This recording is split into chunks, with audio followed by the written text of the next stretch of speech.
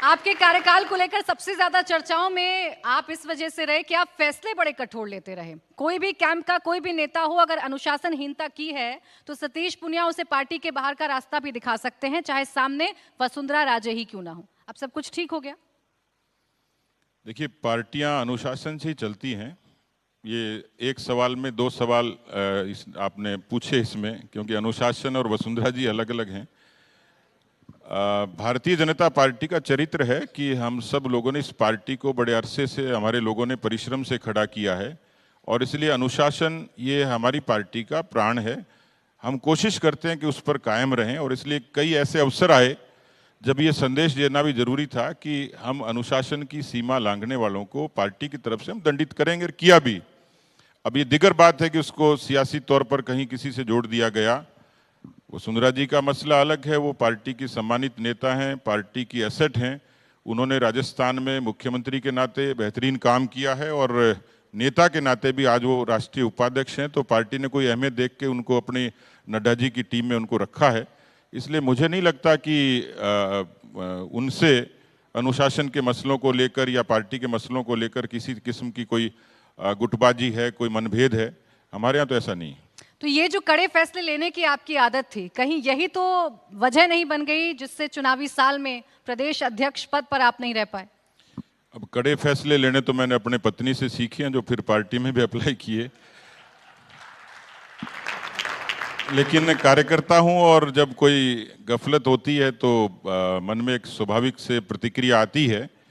परिश्रमी हूं, इसलिए पार्टी को जिन पुरखों ने परिश्रम से खड़ा किया उस पार्टी को और ज़्यादा मजबूती दें, कार्यकर्ताओं में भी एक संदेश जाए। और कार्यकर्ता महत्वाकांक्षी हो सकता है लेकिन मर्यादा में रहे, इसलिए स्वाभाविक तौर पर है जब कुछ किया होगा तो किसी को कड़वा लगा होगा, लेकिन वो मेरा व्यक्तिगत फैसला नहीं था, पार्टी का सामूहिक फैसला था और पार्टी के हित में ही था।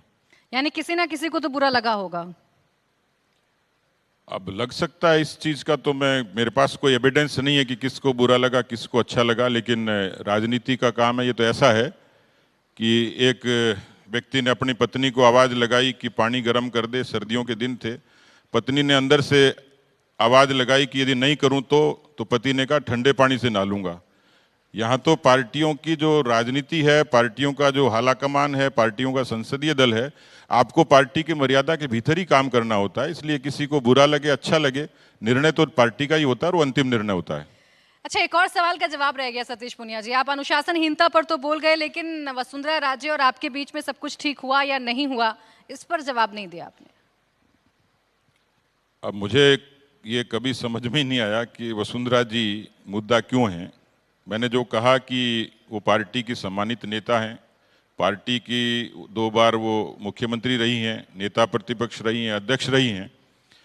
कोई भी कार्यकर्ता उनके विपरीत और विरुद्ध कैसे हो सकता है, और इसलिए पहले भी ठीक था, आज भी ठीक है और आगे भी ठीक रहेगा, क्योंकि हमें सिखाया जाता है कि बड़े नेताओं का सम्मान कैसे करना है। वो किया है।